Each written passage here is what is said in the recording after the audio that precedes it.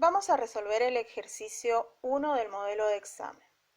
Marque la opción que se corresponda con la siguiente secuencia de números cuánticos: 4, 2, 1 más un medio.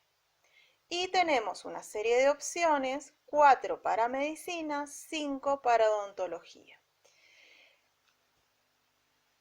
Para resolverlo vamos a hacer el análisis de nuestros números cuánticos. Bien, tenemos 4 números. Recordemos que el primer número corresponde al número cuántico principal, n, el segundo número al número cuántico secundario, L, el tercer número es el número cuántico magnético y el cuarto el número cuántico de spin.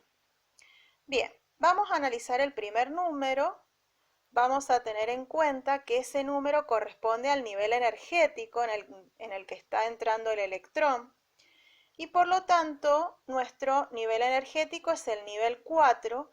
Eso nos permite descartar una de las opciones, ya que tenemos una opción en donde figura el número 3.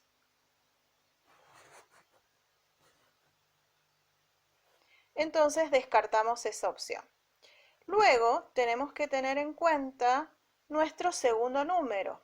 Ese número, que es el número cuántico secundario, estaba relacionado con el subnivel energético y el tipo de orbital en donde estaban ingresando los electrones.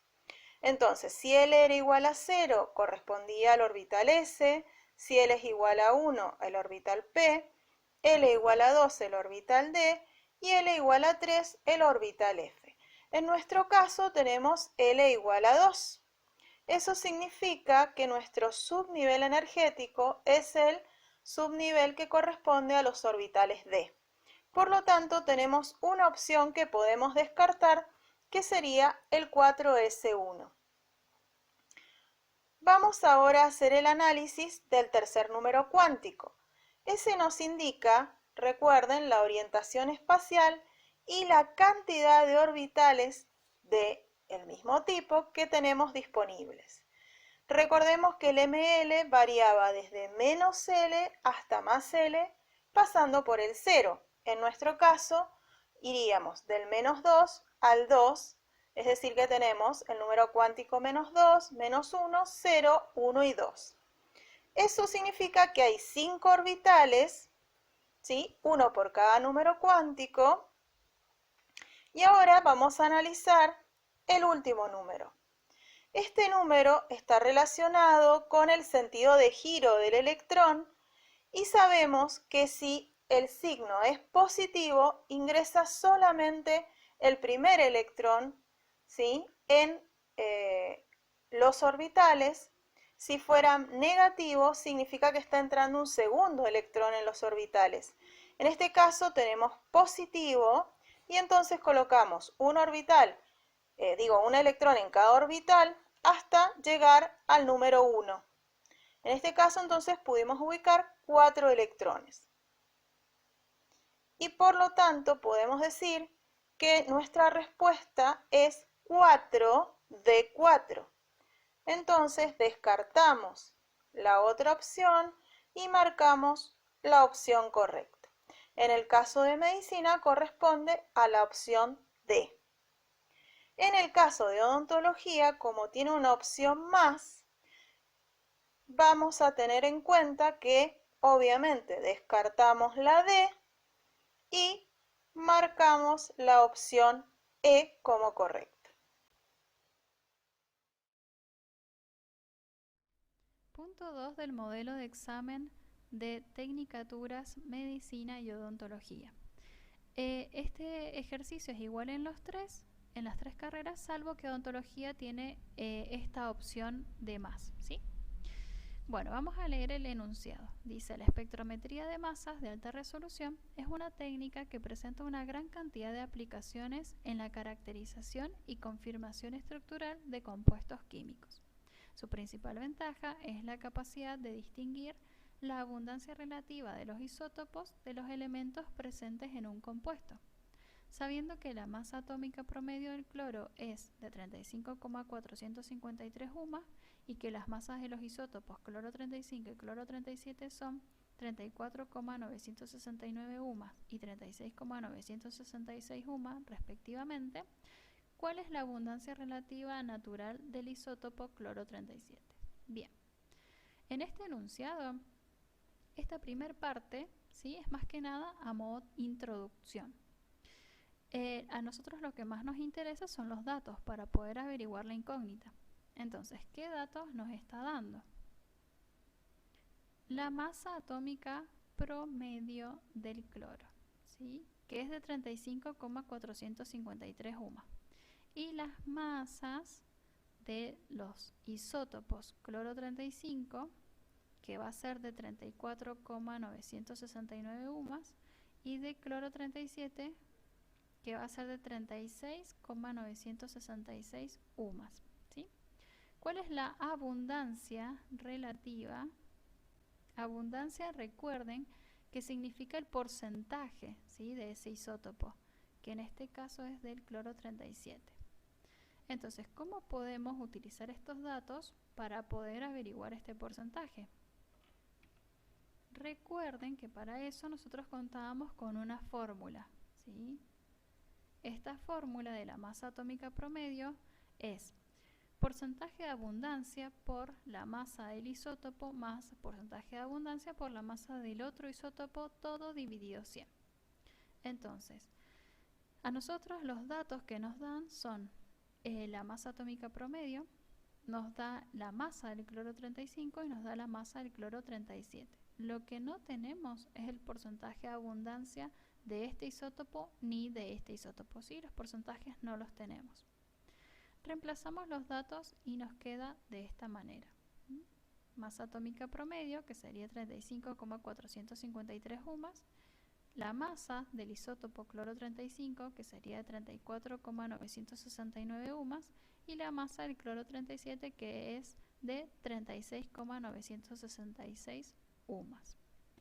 Entonces, como pueden observar, el porcentaje de abundancia de este isótopo, ¿sí?, lo representé acá con una letra X, y el porcentaje de abundancia del cloro 37 con la letra Y. ¿Qué es lo que tenemos que averiguar nosotros? En el problema nos preguntaba por el porcentaje de abundancia, ¿sí?, del cloro 37. Entonces esta es la incógnita, que sería la Y, que es lo que yo tengo que averiguar. Para poder averiguar esta incógnita, esta X la voy a tener que reemplazar, ¿sí?, por otra expresión matemática. Bien, entonces, ahí está. Entonces, ¿cómo lo vamos a reemplazar? Si nosotros sabemos, ¿sí?, tenemos en cuenta que todos los porcentajes, que la suma de todos los porcentajes del isótopo nos da el 100%, sabemos que si sumamos X, ¿sí?, que es el porcentaje de este isótopo, más Y, que es el porcentaje de este, nos tiene que dar el 100%. Entonces, de acá, de esta ecuación, podemos despejar X, ¿sí? Nos queda X igual a 100 menos Y. Esta Y que estaba sumando va a pasar restando. Y vamos a reemplazar esto que acabamos de obtener en lugar de la X. Eso es porque ahora voy a tener las letras iguales, ¿sí? Y eso me va a permitir poder despejar y averiguar la incógnita. Entonces, en lugar de la X vamos a reemplazarla por 100 menos Y. ¿Qué es lo que voy a hacer ahora? Voy a ir despejando paso por paso. Primero, este 100 que está dividiendo lo vamos a pasar multiplicando, ¿sí? Quedaría en 35,453 UMAS por 100. Todo lo demás queda exactamente igual, ¿sí? Bien, ¿qué es lo que vamos a hacer? Acá ya podemos multiplicar, ¿sí?, estos dos números, y acá lo que podemos hacer es aplicar distributiva. Entonces, bien, ¿cómo nos quedaría? Distributiva sería 34,969 UMAS por 100 y 34,69 UMAS por Y, ¿sí? Entonces, esto por 100 ya vamos a ver qué nos da, y esto por Y, por menos Y también. Entonces nos quedaría M. Esto de acá nos quedan 3.545,3 UMAS. Y esto de acá, ¿sí?, quedaría en 34,969 UMAS por 100 nos quedan 3.496,9 UMAS. Y esto por menos I nos quedan 34,969 UMAS por I, más 36,966 UMAS por I. Esta I lo reacomodé acá, ¿sí? Sigue multiplicándose, no se modifica en nada en este término, pero lo pasé a este lado para que estas dos expresiones quedaran iguales, ¿sí? Es decir, el número por I y acá el número por I. Bien, entonces, ¿qué es lo que podemos hacer acá? Voy a cambiar de color. Sí, estos términos que tienen I los voy a dejar juntos de este lado derecho del igual. Y esto que no tiene I lo voy a pasar del otro lado donde está este otro número, ¿sí? Eso es porque recuerden que estos números que no tienen la incógnita no se pueden sumar ni restar con estos que sí la tienen, ¿sí? Por eso los separo de un lado sin la incógnita y del otro lado con la incógnita. O sea, me quedaría así, ¿sí?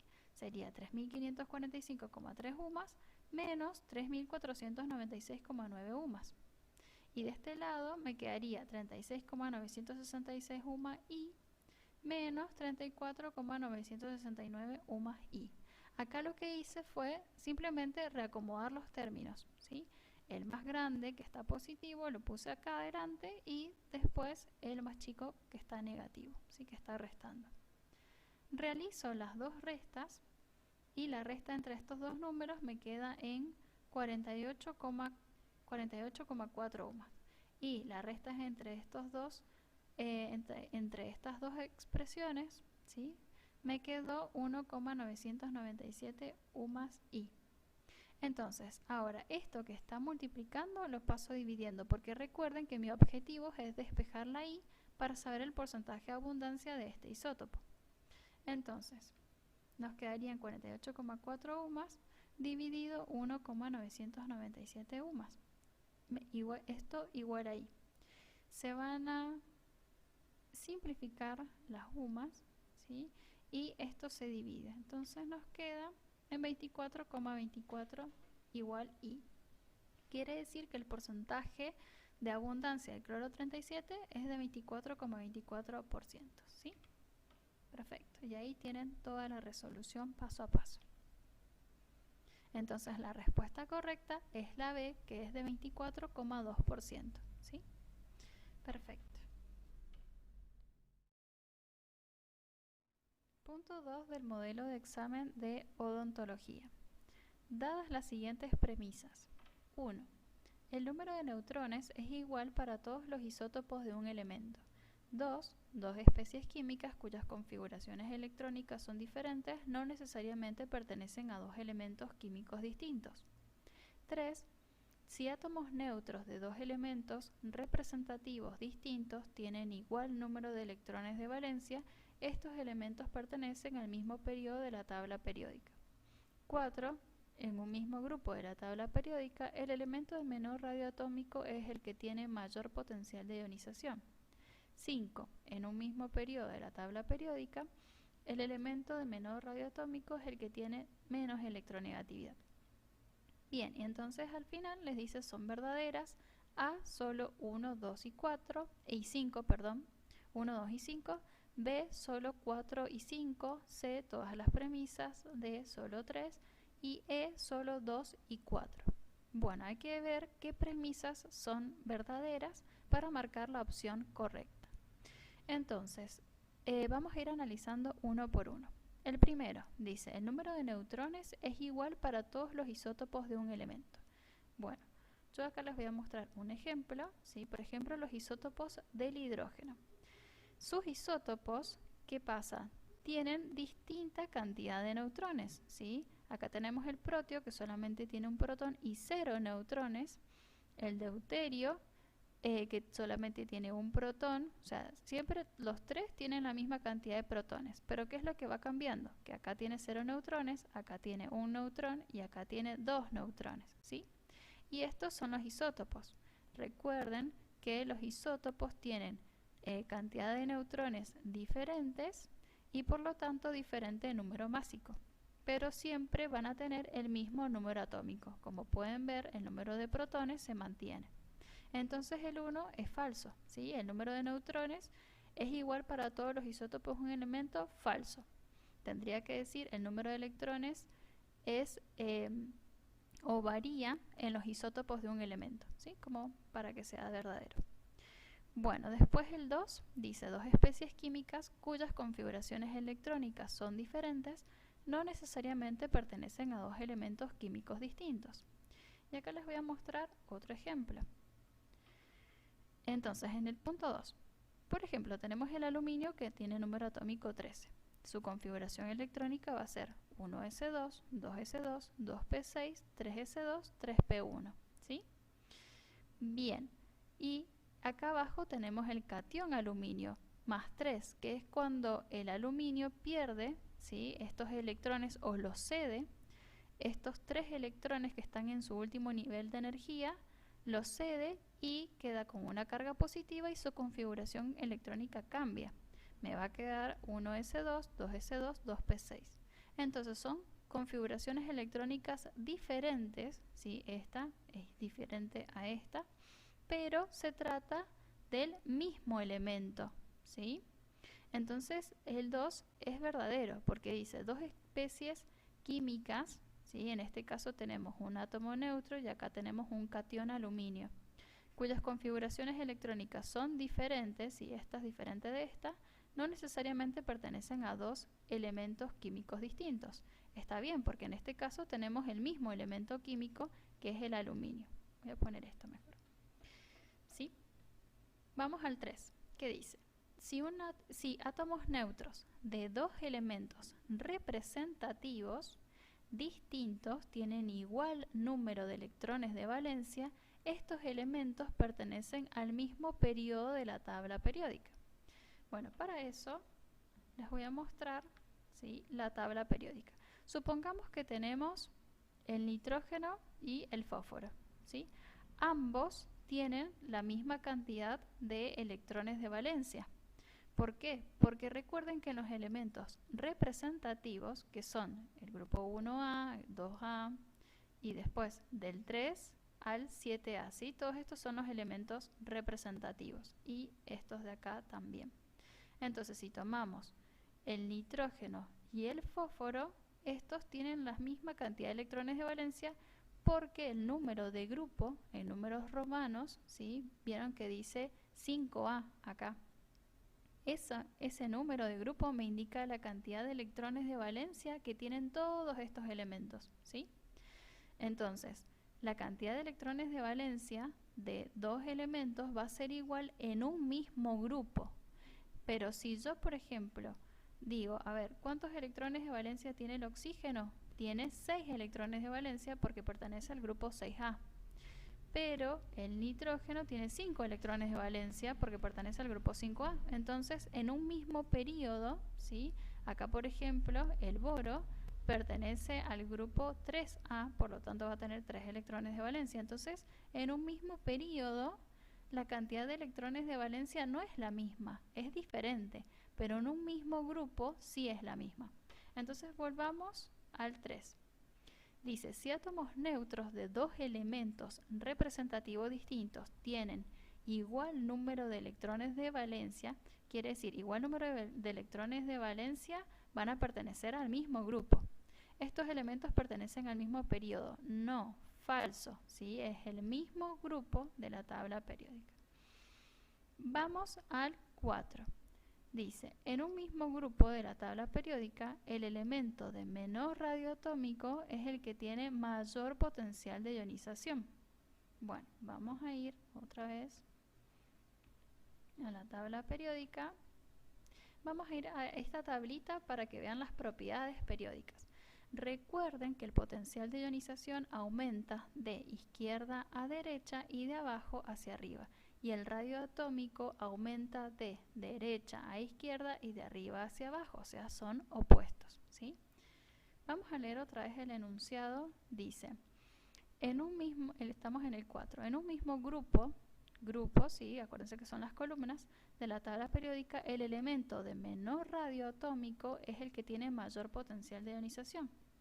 Entonces, en un mismo grupo, supongamos que estamos acá, en este grupo, ¿sí? ¿Cuál va a ser el que tiene el menor radio? Y si el radio atómico está aumentando hacia abajo, el de menor radio va a ser este de acá, ¿sí? En un mismo grupo estamos viendo. Y este de acá, ¿tiene mayor o menor potencial de ionización? Tiene mayor potencial de ionización, ¿sí? Entonces, el de menor radio tiene mayor potencial de ionización, porque recuerden que el potencial aumenta de abajo hacia arriba en un mismo grupo. Entonces, vamos a ver. Entonces es verdadera, ¿sí? Porque en un mismo grupo de la tabla periódica, el elemento de menor radio atómico es el que tiene mayor potencial de ionización. El 5. En un mismo periodo de la tabla periódica, el elemento de menor radio atómico, ahora estamos analizando desde el punto de vista de los períodos. El elemento de menor radio atómico es el que tiene menos electronegatividad. Ahora comparamos radio atómico con electronegatividad, ¿sí? Entonces, volvamos otra vez al cuadrito. Supongamos que estamos en este periodo, ¿sí? Entonces, el de menor radio atómico, ¿cuál va a ser? Si el radio atómico crece de derecha a izquierda, el de menor radio atómico va a ser este de acá, supongamos, ¿sí? Y va a tener mayor o menor electronegatividad. Y si la electronegatividad crece de izquierda a derecha, va a tener mayor electronegatividad, ¿sí? Menor electronegatividad va a tener este, que tiene mayor radio atómico. ¿Se entiende? Son opuestos. La electronegatividad crece de izquierda a derecha y el radio atómico de derecha a izquierda, ¿sí? Entonces, es falsa, ¿sí? La 5 es falsa. Por lo tanto, dijimos que las correctas son el 2 y el 4, ¿sí? Entonces, la respuesta correcta es la E, que dice solo 2 y 4.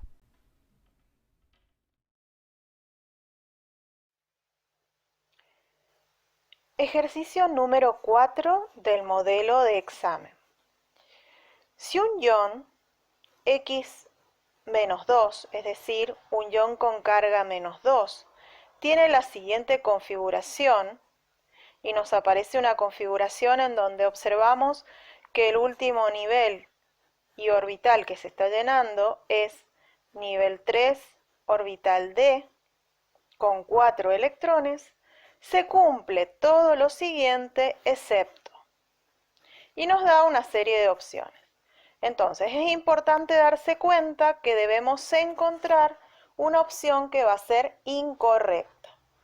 Vamos a intentar entonces encontrar a ver si corresponde que el número atómico de este elemento es 24. Para eso vamos a contabilizar la cantidad de electrones que tiene este ion de acuerdo a la configuración electrónica que está en el enunciado.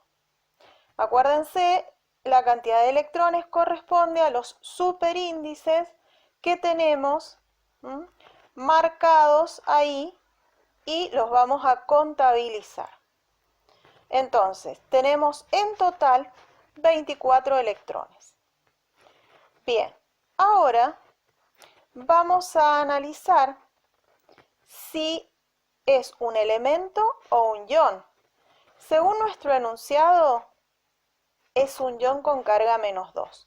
Eso significa que el elemento, que originalmente es neutro, tiene ahora 2 electrones más porque aceptó 2 electrones y se transformó en un ion con carga negativa, es decir, un anión. Entonces, nuestro elemento originalmente tenía 2 electrones menos, por lo tanto, si nosotros contabilizamos 24 electrones, le vamos a restar 2 electrones y vamos a obtener nuestro número atómico. Es decir, que nuestro número atómico nos da 22. y acá nos dice que es 24. Entonces ya encontramos nuestra opción incorrecta. En el caso de un examen, al haber encontrado la opción incorrecta, que es la que debíamos marcar, terminamos acá el ejercicio y continuamos con la resolución del examen. En nuestro caso, como estamos estudiando, vamos a verificar si realmente las demás opciones son correctas. Por lo tanto, vamos a ver si este ion corresponde a un elemento que se encuentra, ¿sí?, como elemento de transición. Es decir, se encuentra en la zona, acuérdense de la tabla periódica, que es como intermedia, la del medio. Veamos, el orbital que se está llenando es un orbital D. Acuérdense que los elementos representativos que se encontraban en las columnas de la izquierda, grupo 1 y grupo 2, o en la columna de la derecha, ¿sí?, son los que tenemos como elementos representativos que o se está llenando el orbital S o se está llenando el orbital P. ¿Sí? Los elementos de transición son los que están llenando el orbital D, por lo tanto, este es un elemento de transición. Si se hubiera estado llenando un orbital F, sería un elemento de transición interna. Bueno, entonces esa es una opción correcta. Vamos ahora a controlar que tenga 15 orbitales. Para eso vamos a contabilizar la cantidad de orbitales que tenemos. Vamos a contabilizar primero los orbitales S. Tenemos uno por nivel, entonces tenemos 1s, 2s, 3s, 4s. 4 orbitales S. Vamos a contabilizar los P. Se ha llenado 2p, 3p. Recordemos entonces que son 2, pero cada subnivel P tiene 3 orbitales iguales, por lo tanto son 2 por 3, 6 orbitales. Y tenemos un subnivel D con 5 orbitales, por lo tanto tenemos 4 más 6 más 5, 15 orbitales en total. O sea que esa también es una opción correcta. Vamos a la opción D. Nos dice, tiene 4 orbitales desapareados y un orbital vacío. Entonces, vamos a recordar que el subnivel que se está llenando, que es el D, tiene 5 orbitales del mismo nivel energético y que por lo tanto los electrones van a entrar uno en cada orbital hasta que se completen los 5 con 5 electrones y luego comenzarían a ingresar el segundo electrón por orbital. En este caso tenemos solo que ubicar 4 electrones, por lo tanto ingresa uno por orbital y quedan un orbital vacío. Entonces tenemos 4 orbitales con un electrón, ¿sí? A esos orbitales se los llama orbitales desapareados y tenemos un orbital vacío. O sea que tenemos 4 orbitales desapareados, un orbital vacío, opción correcta. Y ahora vamos a ver una quinta opción que corresponde a el ejercicio para los estudiantes del predio de odontología que tienen que rendir exámenes con 5 opciones. Nos dice, el elemento pertenece al periodo 4, grupo 4. Bueno, para eso vamos a analizar la configuración electrónica del elemento. Recuerden que la que tenemos en el enunciado es la configuración electrónica del ion. Entonces, la configuración electrónica de nuestro elemento vamos a hacerla con 2 electrones menos en el orbital 3D. Y ahora vamos a analizar a partir del máximo nivel energético que se estaba llenando, ¿cuántos electrones hay? Fíjense, nosotros tenemos el mayor número que hay delante de los orbitales es el 4, corresponde al máximo nivel energético que se ha estado llenando, por lo tanto, es el periodo en el cual se encuentra nuestro elemento en la tabla periódica. Entonces tenemos periodo 4. Y ahora vemos la cantidad de electrones que hay a partir de ahí en los orbitales S, los D y los P. ¿Sí? Y los sumamos. En este caso tenemos 4, ¿sí? 4, y por lo tanto vamos a decir que este elemento y por ende el ion se encuentran en el periodo 4, grupo 4. O sea que la opción E es correcta.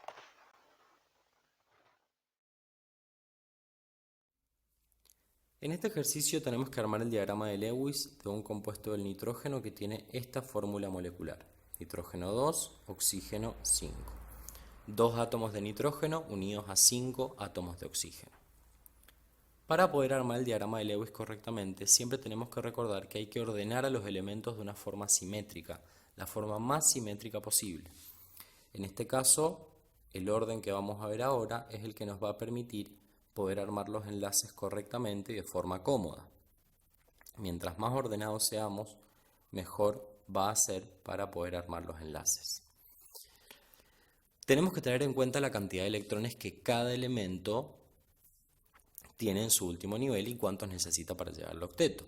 El oxígeno tiene 6 electrones en su último nivel, necesita 2 para poder llegar al octeto, y el nitrógeno tiene 5 electrones en su último nivel, necesita 3 para poder llegar al octeto. En este caso, fijémonos que nos ha quedado un oxígeno en el medio, es decir, que sí o sí tiene que estar unido a los 2 nitrógenos. Si eso no ocurre, nos va a quedar la molécula cortada a la mitad. Entonces, tenemos que prestar siempre mucha atención cómo ordenar los electrones. En este caso, vamos a arrancar a partir de este oxígeno del medio.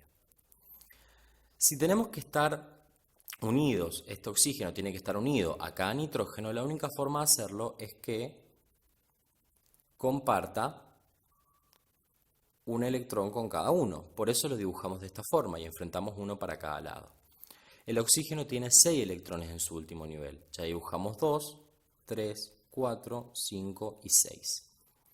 Si yo estoy enfrentando un solo electrón, voy a tener que dibujar un electrón enfrentado del nitrógeno también, para poder hacer correctamente el enlace. Y hacemos lo mismo del otro lado. Si ustedes se fijan, esta molécula en particular tiene un eje de simetría porque nos queda lo mismo de un lado y del otro. Eso nos va a servir porque lo que vamos a hacer es copiar lo que estamos haciendo de un lado y del otro. De esta forma, al haber enfrentado los electrones así, vamos a ver que el oxígeno del medio ya ha completado el octeto. Ahora vamos con el nitrógeno. Dijimos que tenía 5 electrones en su último nivel, hemos dibujado 1, nos faltan 4. Y lo vamos a hacer de esta forma, siempre enfrentando los electrones del nitrógeno a los oxígenos que nos quedan. 2, 3, 4, 5. Ya el nitrógeno tiene sus 5 electrones y vamos a contar al sexto que está compartiendo con el oxígeno, o sea que le faltan 2 para llegar al octeto. ¿De dónde los va a sacar? En este caso, del oxígeno que tenemos a la derecha. Y ahora ustedes pueden ver que el nitrógeno ha completado exitosamente el octeto. Hay 8 electrones adentro del nitrógeno. Y a su vez, vamos a ver también que el oxígeno ha completado el octeto. Lo que vamos a hacer ahora es dibujar lo mismo del otro lado. Enfrentamos los electrones del nitrógeno de la misma forma, los del oxígeno también, y vamos a poder ver ahora que el oxígeno también ha completado el octeto y el nitrógeno también ha hecho lo mismo. Siempre es muy cómodo y es lo mejor poder usar los círculos para poder ver la cantidad de electrones que hay dentro de un elemento y vamos viendo que han completado el octeto. En este caso, todos los elementos que tenemos arriba han completado el octeto, pero nos están quedando 2 oxígenos que todavía no han completado el octeto. Y ya los nitrógenos no pueden seguir sumando electrones porque ya completaron el octeto, ya tienen 8, es lo máximo que aceptan. Y acá es cuando aparecen las uniones dativas. Entonces lo que hacemos ahora es dibujar los electrones del oxígeno, pero dejando este espacio libre, porque es donde se va a producir la recepción de esos electrones que el nitrógeno va a dar. Hacemos lo mismo del otro lado para ir acordándonos bien. Y lo que vamos a hacer ahora es armar estos enlaces con el oxígeno y el nitrógeno. Y si contamos, tenemos que cada elemento ha llegado exitosamente al octeto. Entonces, lo que nosotros tenemos acá, expresándolo en diagrama de Lewis correctamente, con el sistema de las flechas y las líneas, es que tenemos 2 enlaces covalentes dobles, 2 enlaces covalentes simples y 2 enlaces dativos. Vamos al ejercicio número 6 del modelo de química. Pregunta, ¿qué es correcto respecto del hexafluoruro de azufre? Nos da la fórmula que es azufre flúor 6 y nos da sus números atómicos del azufre 16 y del flúor 9. ¿Para qué nos pueden llegar a servir estos números atómicos? Bien, nos pueden llegar a servir para hacer su configuración electrónica y ver en qué grupo más o menos se ubican estos elementos. Sin embargo, si nos acordamos, el flúor pertenece al grupo de los halógenos, por tanto está en el grupo 17 y tiene 7 electrones valencia en su capa más externa, digamos. Mientras que el azufre pertenece al grupo anterior y tiene 6 electrones de valencia en su capa más externa. ¿Sí? Bien, lo primero que nos dice es que sus enlaces son iónicos, es decir, que los enlaces que hay acá entre el azufre y el flúor es iónico. Eso es del todo incorrecto, ¿por qué? Porque tanto el azufre como el flúor son no metales. Para que se produzca un enlace iónico, tiene que ser entre un metal y un no metal. Por tanto, la A está descartada. Vamos a ver la B. Nos dice que tiene 6 enlaces covalentes dobles. Para eso tendríamos que hacer la estructura de Lewis y revisar a ver cómo son los enlaces internos.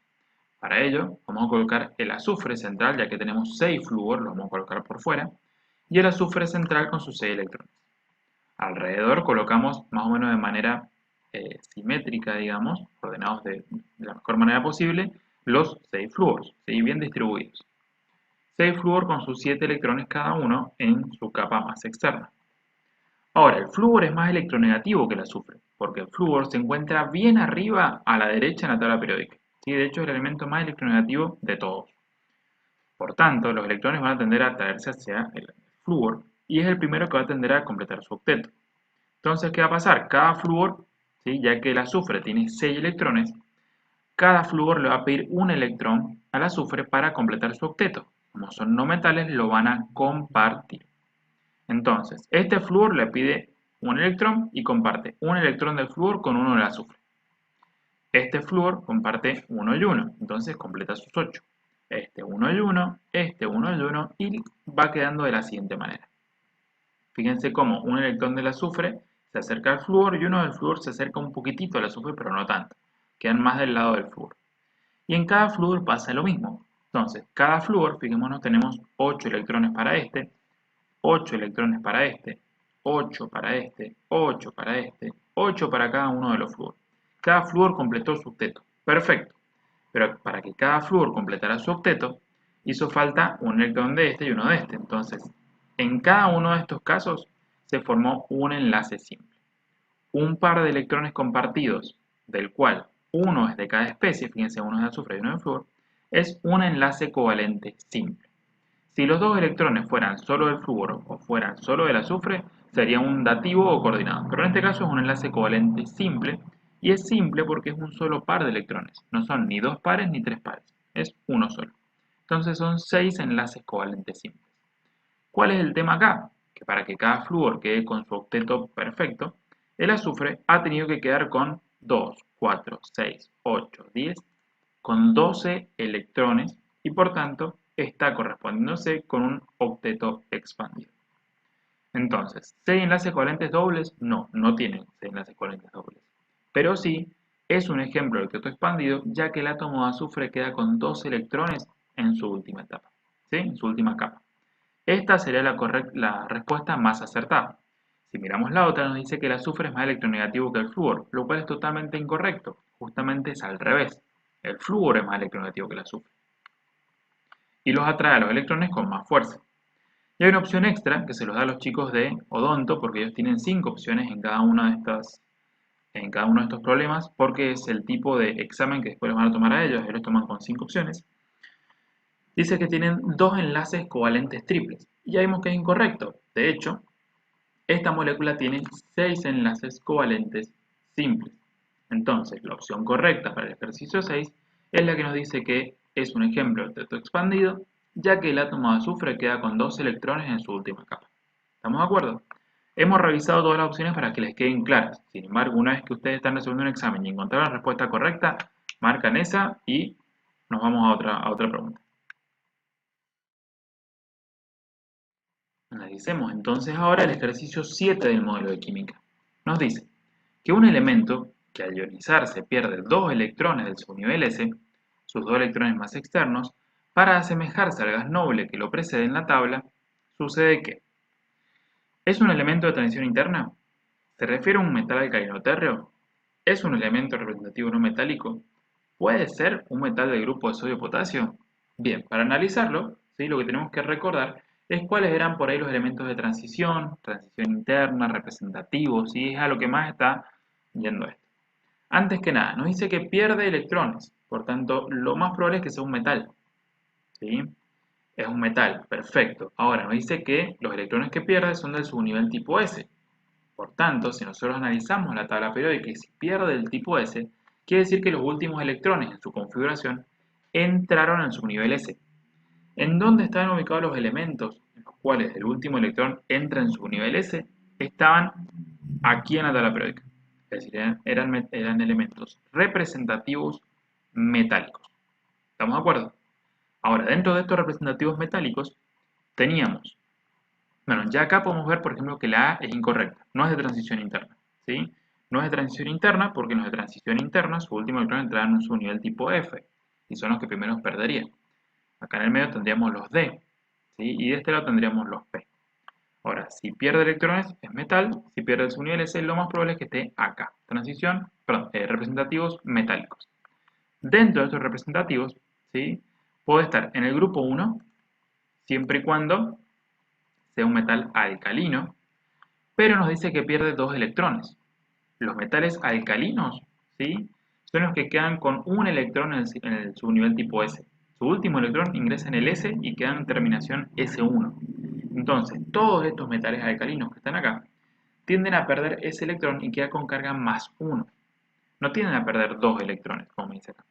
Los que tienden a perder 2 electrones y quedan con carga más 2 cuando reaccionan son justamente los metales alcalino-térreos. ¿Por qué? Porque su último electrón también entra en su nivel tipo S, pero queda S2. Por tanto, como quedan S2, estos 2 electrones los pierde. Todos ellos al reaccionar quedan cargados más 2 por perder esos 2 electrones y quedan con la configuración electrónica del gas noble que le precede en la tabla, es decir, que le precede en número atómico. Por ejemplo, si nos vemos un poquitito más atrás, antes que esté todo tapado, el calcio, ¿sí? Que tiene 20 electrones, pierde 2 electrones y queda con 18 electrones, ¿sí? Que se da con la configuración electrónica del argón, que es el gas que lo precede en número atómico en la tabla. ¿Estamos de acuerdo? Entonces, la B que dice que se refiere a un metal alcalino térreo es lo más probable. De hecho, esa es la respuesta correcta. Si analizamos las otras, ¿sí? Para que les tengan en claro, fíjense, la C dice que es un elemento representativo no metálico. No. Si fuera representativo no metálico, primero, que su último electrón estaría en su nivel P. Y segundo, que si es no metal tiende a ganar electrones, no a perderlos. Por tanto, no puede ser. La D nos dice que puede ser un metal del grupo del sodio y potasio. Podría, si terminaran S1 y si perdiera un electrón en vez de 2. ¿Sí? Porque el sodio y el potasio justamente son del grupo 1, son de los metales alcalinos, no los alcalino térreos. Y la opción extra, que se la da a los chicos de odontología, pertenece al grupo 3B. También incorrecto, porque el grupo 3B es justamente este que encontramos acá, ¿sí? Y nosotros sabemos que los metales alcalino-térreos, que terminan en S2, justamente pierden 2 electrones, son del grupo 2. De hecho, estos dos grupos que están acá, junto con los grupos del 13 para arriba, son todos grupos del tipo A. Los grupos B son los metales, acá los de transición. Desde el 3 al 12 tenemos todos los grupos B, empezando por el 3, que es el que tenemos aquí. ¿Estamos de acuerdo? Bien, entonces también es incorrecta y la respuesta correcta sigue siendo la B, que dice que se refiere a un metal alcalino-térreo. ¿Sí? El ejercicio 8 del modelo de examen de química nos dice: ¿cuál es el tipo de fuerza intermolecular atractiva predominante que existe en las siguientes sustancias? Y acá tiene que considerar las sustancias como si estuvieran separadas. Por un lado tenemos el monofluoruro de cloro, por otro tenemos el hidruro de sodio y por otro lado tenemos el fluoruro de hidrógeno o ácido fluorhídrico. ¿Sí? Tenemos que tratarlas por separado porque fíjense que tenemos en cada una de las opciones tenemos 3 tipos de fuerza. ¿Sí? Entonces, la primera dice que dipolo-dipolo inducido, enlace de hidrógeno, la segunda dipolo-dipolo, enlace iónico, enlace de hidrógeno, y así podemos continuar. Fíjense que nos está pidiendo fuerzas intermoleculares, ¿sí? No nos está preguntando ni por covalente, ni por enlace metálico, ni por enlaces iónicos. No estamos viendo los enlaces dentro de la molécula, estamos viendo los enlaces entre moléculas, intermoleculares, ¿sí? Entonces, primero vamos a analizar las 3 especies que nos figuran aquí.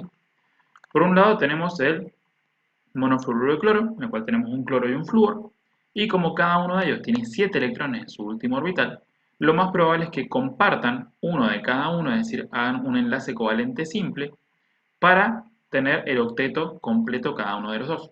Entonces forman un simple enlace covalente. Ahora, el flúor es muy electronegativo, ¿sí? Tanto así que incluso los elementos que están cerca de él son menos electronegativos y generan un enlace covalente polar. La nube electrónica está mucho más cercana al flúor que al cloro y por tanto se forma un cierto polo en la molécula. Por tanto, como esta es una molécula polar, entre una molécula de monofluoruro de cloro y otra molécula de la misma sustancia, se va a producir un enlace dipolo-dipolo, ¿sí? De vuelta, esta molécula es covalente polar, ¿sí? Entre moléculas polares, ¿qué tipo de enlace intermolecular, qué tipo de fuerza intermolecular, perdón, se produce? Una fuerza intermolecular que se produce entre moléculas polares es la interacción dipolo-dipolo. ¿Estamos de acuerdo? Porque ya están los polos formados, ¿sí? Ya está el dipolo formado. Entonces lo único que tienen que hacer es acercarse, interactuar y acomodarse. ¿Estamos de acuerdo? Entonces, moléculas polares, fuerza intermolecular, dipolo-dipolo. Si analizamos las opciones, la primera dice dipolo-dipolo inducido, así que no podría ser. La tercera dice dipolo-dipolo inducido tampoco. Y la cuarta dice fuerzas de London, tampoco podría ser. Dipolo-dipolo inducido se produce entre moléculas polares y moléculas no polares. Para que esto suceda, tendríamos que tener dos distintas en el mismo lugar, ¿sí? No una sustancia pura. Dipolo-dipolo inducido, bueno, es la misma. Y fuerzas de London se da entre moléculas no polares. Si esto, por ejemplo, fuera cloro 2, digamos, es decir, dos átomos de cloro pegados entre sí, y fuese una molécula no polar, se darían las fuerzas de London, que es la fuerza de interacción dipolo inducido-dipolo inducido.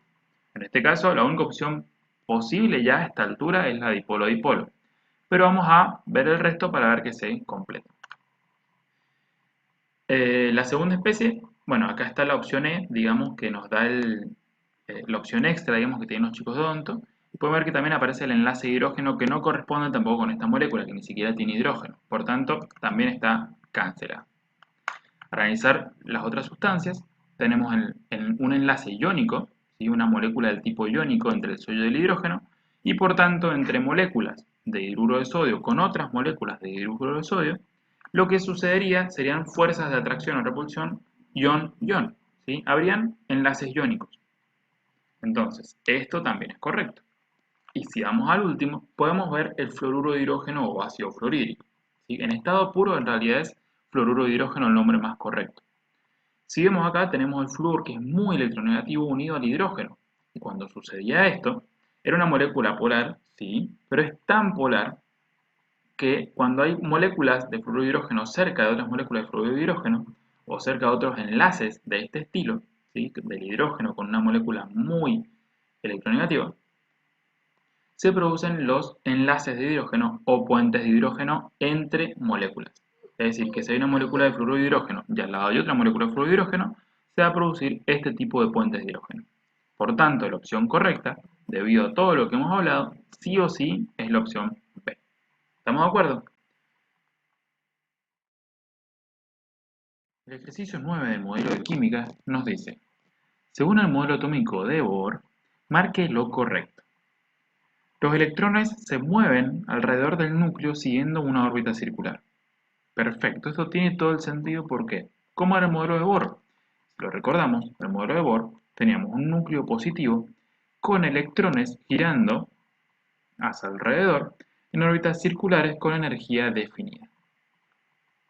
La B, por ejemplo, nos decía que los electrones estaban incrustados en el átomo, dispuestos según niveles energéticos, no tiene del todo sentido. ¿Por qué? Porque habla de niveles energéticos que sí tiene sentido con este modelo, pero que estén incrustados en el átomo, ¿sí? Está haciendo referencia a lo que nos dice Thomson, con su modelo cuyo átomo parece un pan dulce prácticamente, o un budín, en el cual tiene que pensar que esto es como el pan dulce y los electrones están incrustados, ¿sí? en esta masa positiva. Entonces, la B es totalmente incorrecta, de hecho incluso mezcla dos teorías.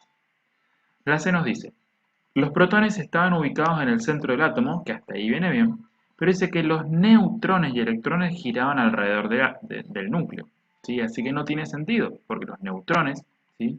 justamente se encontrarían en el núcleo y además se incorporan un poquito después en la teoría. Bien, después nos dice que los electrones tienen niveles de energía, perfecto, los cuales tienen energía variable. No tanto y poco definida menos. ¿Sí? Justamente, cada nivel de energía tiene una energía totalmente definida. Lo que pueden variar, bueno, si los electrones tienen energía variable en el sentido que pueden pasar de un nivel al otro, pero cada nivel está totalmente definido, la energía que tiene, ¿sí? Y se conoce. Entonces, un electrón pasa de un nivel a otro, intercambia energía. Absorbe energía al pasar de menor a mayor energía y libera esa energía cuando pasa de niveles más altos a niveles más bajitos, ¿sí? Pero la energía sí está definida, ¿sí? en cada nivel y por tanto esto sería incorrecto. Y la otra opción extra que tienen los chicos de odonto es que los protones se encontraban girando alrededor del núcleo. Justamente no, los protones están en el núcleo, por tanto esta opción se descarta sola. Entonces, la única opción posible correcta es la primera que encontramos, ¿sí? La A. El ejercicio número 10 nos pide armar el diagrama de Lewis del dióxido de azufre que tiene esta fórmula. Azufre, oxígeno 2. Un átomo de azufre unido a dos átomos de oxígeno. Para poder hacer el diagrama de Lewis correctamente, lo que tenemos que hacer siempre es identificar al átomo central, que en este caso es el azufre. El átomo central siempre va a ser un átomo de un no metal distinto al oxígeno. Y dibujamos los átomos de la forma más simétrica posible. Siempre para poder hacer los enlaces trabajamos desde afuera hacia adentro, pero dibujamos los átomos de adentro hacia afuera. Entonces, el oxígeno tiene 6 electrones, necesita 2 electrones más para completar el octeto. Esos 2 electrones van a provenir del azufre, entonces dibujamos los electrones del oxígeno. 1, 2, 3, 4, 5 y 6. Necesita 2 electrones para llegar al octeto, esos 2 electrones van a venir del azufre. Acá podemos ver entonces que el oxígeno ha llegado al octeto. Vamos a ver ahora si el azufre ha llegado al octeto o no. Tenemos 2 electrones, 3, 4, 5 y 6.